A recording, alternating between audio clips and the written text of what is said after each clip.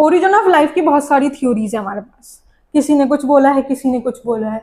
तो सबसे पहले वाली थ्योरी जो है वो है हमारी कन्वेंशनल रिलीजियस थ्योरी, जिसको हम थ्योरी ऑफ स्पेशल क्रिएशन भी बोलते हैं। ठीक है, स्पेशल क्रिएशन। तो कन्वेंशनल रिलीजियस थ्योरी, इसने क्या बोला है, इसने कुछ पॉइंट्स दिए हैं, उसी के ऊपर ये बात करती है।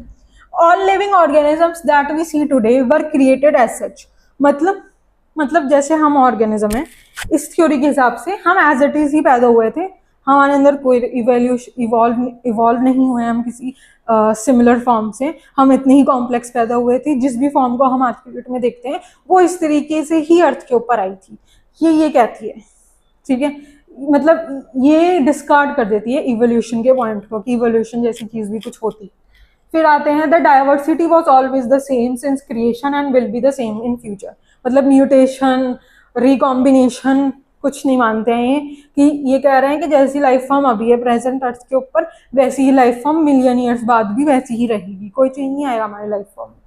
ठीक है, अर्थ जो है इनके अकॉर्डिंग सिर्फ 4000 ईयर्स ओल्ड है, और हमने क्या पढ़ा है वो 4.5 बिलियन ईयर्स अगो बन गई थी।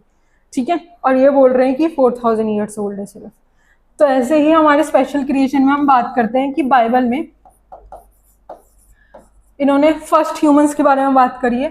फर्स्ट मैन जो है एडम, और first women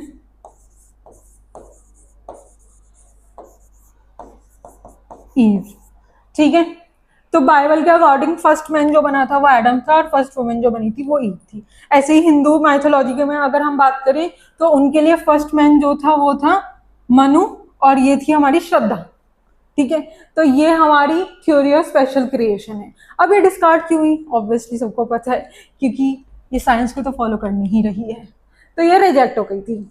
if life was not created all at once then how does it appear.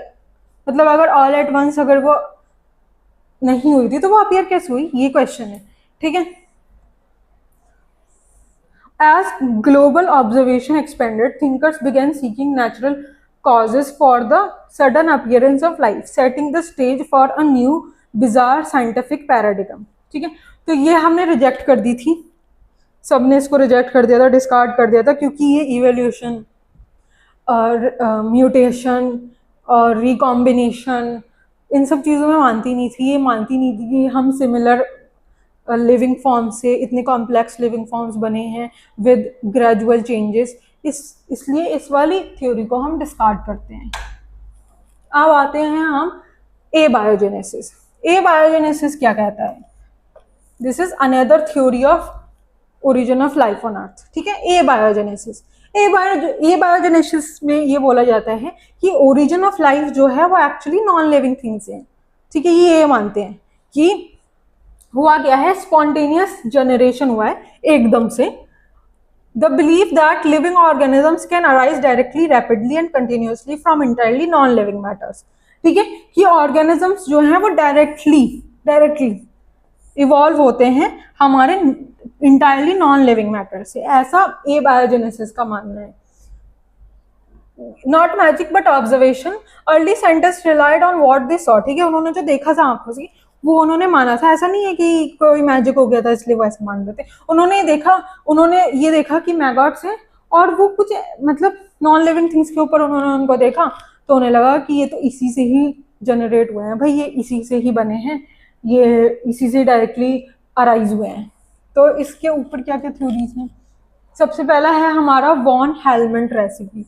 Von Helmont ने हमें बोला, ठीक है, वॉन हेलमेंट का है कि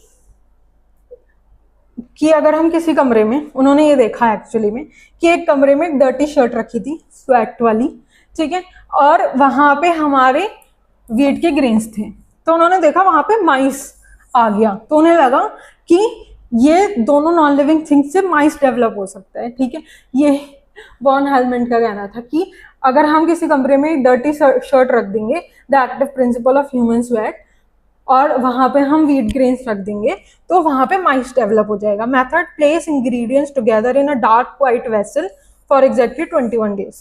इस तरीके से अगर हम करेंगे तो हमारे पास माइस बन जाएगा।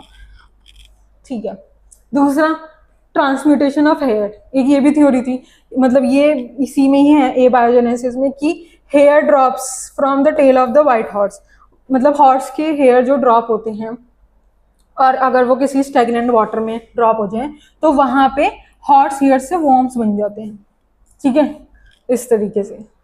Truth, modern science clarifies these as nematomorpha, real parasite worms that emerges at host near water to breed। ठीक है, वो एक्चुअली में होता क्या है कि ये इनके लिए एक तरीके का फूड होता है और ये वहां पे आके इसके ऊपर डिवेल्प कर लेते हैं, ठीक है। तो हमने सबसे पहले क्या पढ़ा एबायोजेनेसिस में, वॉन हेलमेंट की, कि एक स्वेटी शर्ट होगी, फूड ग्रेन्स होंगे तो हमारे पास माइस डेवलप हो जाएगा, ऐसी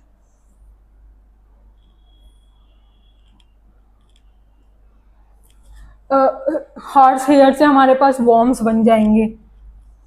फिर एक थी थ्योरी की life giving mud of the Nile, कि नाइल रिवर जो है जब उसके ऊपर सन की रेज पड़ती हैं जो कि वार्म और सोर्स ऑफ एनर्जी है, तो वहां पे नाइल रिवर के बैंक्स पे, के तट पे हमारे पास लाइफ फॉर्म्स डेवलप हो जाती हैं, जैसे कि फ्रॉग, क्रोकोडाइल, ये सब, ठीक है। कि पर एक्चुअली में क्या था, ये नहीं था, ठीक है। तो ये माना जाता था कि सन के पास इतनी एनर्जी है कि वो नाइल रिवर के ऊपर जब पड़ता है तो उससे हमारे पास एम्फीबियंस और रेप्टाइल्स जैसे कि फ्रॉग्स और क्रोकोडाइल डेवलप हो जाते हैं।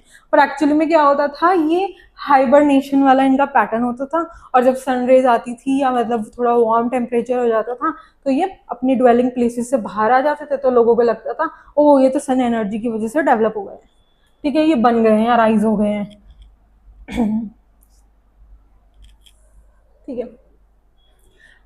स्पेशल क्रिएशन और एबायोजेनेसिस के बीच में अगर हम कंपैरिजन करें तो स्पेशल क्रिएशन क्या है, उसका ओरिजिन सोर्स क्या है, डिवाइन, मैजिकल, ठीक है। यहाँ पे ओरिजिन सोर्स माना है इन्होंने नॉन लिविंग मैटर को। फिर pace of change, constant and unchanging created as such, मतलब pace of change special creation की वजह से क्या है, कुछ भी नहीं, चेंज है ही नहीं इनके हिसाब से, ठीक है। यहाँ पे क्या है, constantly emerging and forming a new, यहाँ पे चेंज है। ये बायोजेनेसिस में वो चेंज की बात करते हैं, क्यों, क्योंकि इन और मतलब नॉन लिविंग से लिविंग में चेंज हो रहा है ना, तो चेंज की तो बात हो रही है।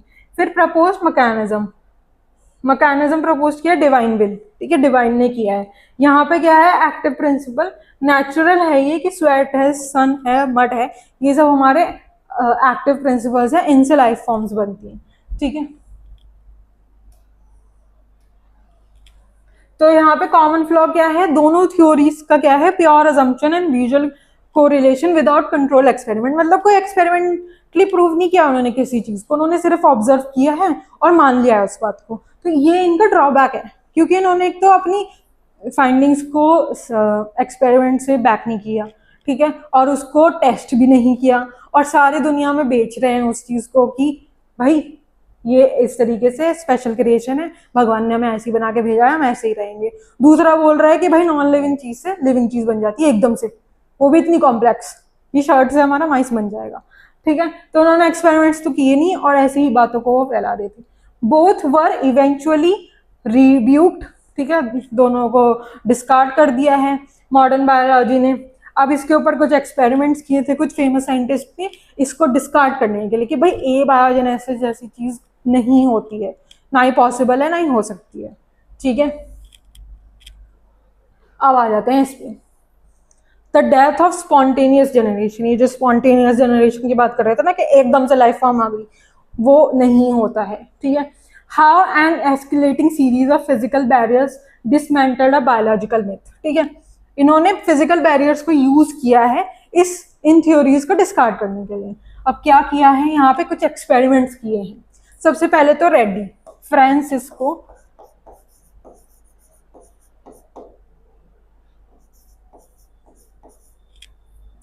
एक मिनट,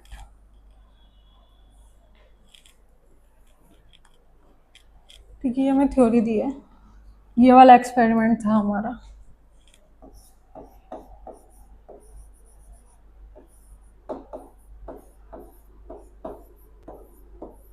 ठीक है, फ्रांसिस्को रेड्डी ने दिया था। ये हमें डेट्स वगैरह याद करने की हमें जरूरत नहीं है, ये सब नहीं पूछा जाता है। द फर्स्ट फिजिकल बैरियर, ठीक है। अब इन्होंने क्या किया, इन्होंने लिए 3 जार्स, ठीक है, तीनों जार्स में इन्होंने रखी मीट, अब तीनों जार्स में से एक जार को इन्होंने कवर कर दिया, ऐसी कॉक से कवर कर दिया या किसी और कवर से कवर कर दिया, यहाँ पे इन्होंने गॉस से कवर कर दिया, ठीक है। दोनों को इन्होंने सील कर दिया और एक को इन्होंने छोड़ दिया खुला हुआ। तो इन्होंने देखा कि विद टाइम इस वाले जार में जो खुला हुआ था इसमें तो इन्होंने देखा मैगॉट्स हैं, ठीक है, बी इनके हाउस फ्लाइज के, और ये दोनों मीट जो थी वो साफ थी, इनके ऊपर कोई मैगॉट ग्रो नहीं कर रहा था, ठीक है।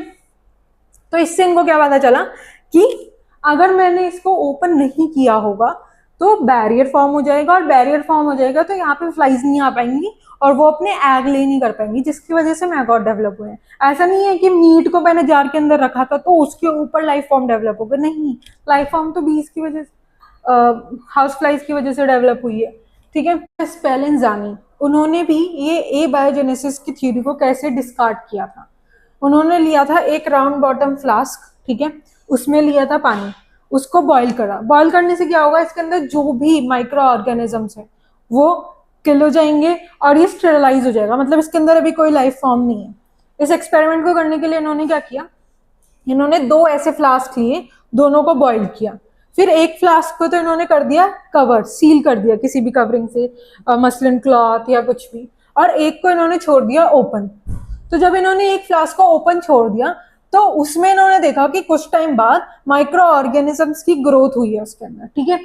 तो इससे इन्होंने ये कंक्लूड किया कि पानी जो कि नॉन लिविंग है वो सोर्स ऑफ लिविंग फॉर्म नहीं है, लिविंग फॉर्म बाहर से कहीं से आई है और यहाँ पे डेवलप हुई है, और जो फ्लास्क हमारा कवर्ड था उसके अंदर बाहर से किसी चीज की कोई एंट्री नहीं हुई थी, और नॉन लिविंग फॉर्म जो कि वाटर है उसके अंदर कोई भी लिविंग ऑर्गेनिज्म या लिविंग फॉर्म नहीं थी, तो इसलिए इसके अंदर कोई लाइफ का डेवलपमेंट नहीं हुआ, और इसके अंदर हमने देखा कि लाइफ डेवलप हुई है, कुछ माइक्रोब्स हमें देखने के लिए मिले हैं, ठीक है। तो इस तरीके से इन्होंने ये कंक्लूड किया कि एबायोजेनेसिस मतलब नॉन लिविंग से लिविंग फॉर्म नहीं डेवलप होती है, ठीक है। ऐसे ही फिर हमारे नेक्स्ट जो फेमस एक्सपेरिमेंट है वो है लुइस पैस्चर का। इसमें इन्होंने स्वान नेक एक्सपेरिमेंट किया था, इसको हम बोलते हैं,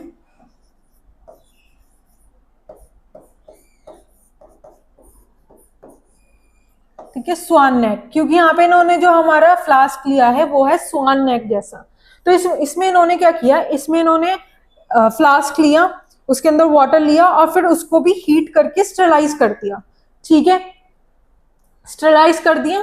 तो इन्होंने देखा कि जब इन्होंने फ्लास्क की नेक को तोड़ा नहीं है तो यहाँ पे कोई भी माइक्रोब्स की ग्रोथ नहीं हुई है। पर ऐसा क्यों हुआ, क्योंकि ये तो ओपन था तो एयर तो अंदर जा रही थी, तो ऐसा क्यों हुआ कि इस वाले फ्लास्क के अंदर कोई लाइफ फॉर्म डेवलप नहीं हुई। तो ये इसलिए हुआ क्योंकि यहाँ पे जैसे ही एयर की एंट्री हुई तो एयर के अंदर जो भी पार्टिकल्स थे, डस्ट के पार्टिकल्स थे और कुछ पार्टिकल्स थे, साथ में जो भी माइक्रोब्स थे, स्पोर्स थे, वो सब क्या हुआ, ग्रेविटी की वजह से यहाँ पे सेटल डाउन हो गए, और यहाँ से अगेंस्ट द ग्रेविटी वो नहीं मूव कर पाए वो एयर की फ्लो के साथ, और यहाँ पे वो वाटर के अंदर नहीं जा पाए। इस वजह से यहाँ ऐसे वाले फ्लास्क में जिसमें स्वान नेक थी, इसको पहले उन्होंने प्री हीट किया था ताकि स्टेरलाइज हो जाए, इसके अंदर कोई लाइफ फॉर्म ना हो, उसमें लाइफ फॉर्म नहीं डेवलप हुई थी। पर ऐसे ही सेम इन्होंने दूसरे स्टेरलाइज फ्लास्क की नेक को तोड़ दिया। तो जब इन्होंने नेक को तोड़ दिया तो इन्होंने देखा कि इसके अंदर कुछ टाइम के बाद लाइफ फॉर्म एग्जिस्ट करने लग गई, मतलब डेवलप हो गई। तो इन्होंने कंक्लूड किया कि एयर के अंदर कुछ माइक्रोब्स या कुछ ऐसी लिविंग फॉर्म होती है जो हमारे फ्लास्क के अंदर एंटर करती है और उसकी वजह से फ्लास्क के अंदर लाइफ फॉर्म डेवलप हुई है, ठीक है। तो ये जो 3 एक्सपेरिमेंट्स हमने पढ़े हैं, एक तो हमारा फ्रांसिस्को रेड्डी वाला, ठीक है, जिसमें उन्होंने हमारे पास मीट का एक पीस लिया था, दूसरा हमारा स्पेलेंजानी वाला ये राउंड बॉटम फ्लास्क वाला एक्सपेरिमेंट, और तीसरा हमारा सबसे ज्यादा पूछे जाने वाले क्वेश्चंस में से है या सबसे इंपॉर्टेंट टॉपिक है इन एक्सपेरिमेंट्स में से, स्वान नेक एक्सपेरिमेंट। इन 3 एक्सपेरिमेंट्स के थ्रू इन्होंने तीनों साइंटिस्ट ने इस थ्योरी को डिस्कार्ड करते हुए ये बोला कि ए बायोजेनेसिस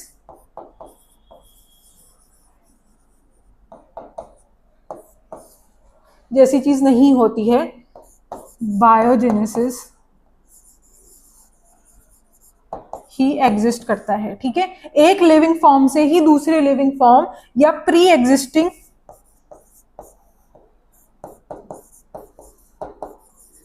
लिविंग फॉर्म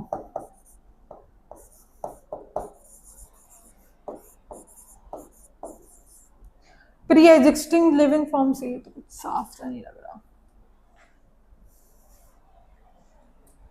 बायोजेनेसिस मतलब प्री एग्जिस्टिंग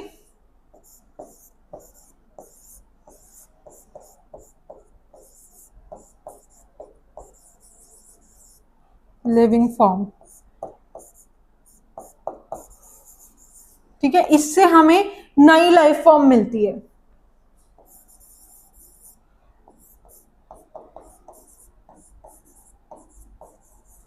तो इस तरीके से हमारी लाइफ फॉर्म डेवलप होती है। एबायोजेनेसिस जैसी कोई चीज नहीं होती है, ठीक है। तो यहाँ पे इसलिए कोई लाइफ फॉर्म नहीं डेवलप हुई थी, और जिस फ्लास्क की नेक को हमने तोड़ दिया था वहां पे लाइफ फॉर्म डेवलप हो गई थी, ठीक है।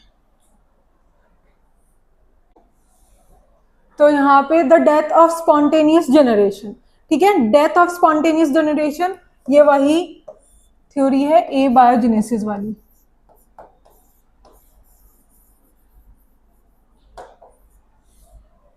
यहाँ पे हमने इन तीनों एक्सपेरिमेंट्स के बारे में पढ़ा है। ब्लॉक्स माइक्रोब्स, ठीक है। रेड्डी वाले एक्सपेरिमेंट में माइक्रोब्स को ब्लॉक किया, अलाउज एयर फ्लो, तो कंक्लूजन क्या आया, फेल्ड एट माइक्रोबियल लेवल, ठीक है। स्पेलेंजानी ने क्या किया कि ब्लॉक्स माइक्रोब, यहाँ पे माइक्रोब्स को ब्लॉक नहीं किया था, फिर यहाँ पे एयर फ्लो को अलाउ किया, इससे क्या हुआ, फेल्ड एट माइक्रोबियल लेवल। स्पेलेंजानी ने क्या किया, सील्ड किया फ्लास्क को, तो उससे क्या हुआ, माइक्रोब्स ब्लॉक हुए, एयर फ्लो नहीं हुआ, तो यहाँ पे वाइटल फोर्स को ब्लॉक कर दिया, ठीक है। फिर पैश्चर वाले में क्या हुआ, दोनों चीजें हुई, माइक्रोब्स को भी ब्लॉक किया और एयर फ्लो को अलाउ किया, दोनों चीजें करी, तो यहाँ पे डेफिनेटिव प्रूफ है, ठीक है। ये डेफिनेटिव प्रूफ है। तो ये माइक्रोबियल लेवल पे फेल हो गया था, मतलब ये कंप्लीटली ये इनफ नहीं था हमारे लिए एबायोजेनेसिस को डिस्कार्ड करने के लिए, पर लुईस पैश्चर के एक्सपेरिमेंट ने इसको डेफिनेटली प्रूव कर दिया था कि एबायोजेनेसिस जैसी कोई चीज नहीं होती है, इसलिए ये वाला एक्सपेरिमेंट इंपॉर्टेंट है।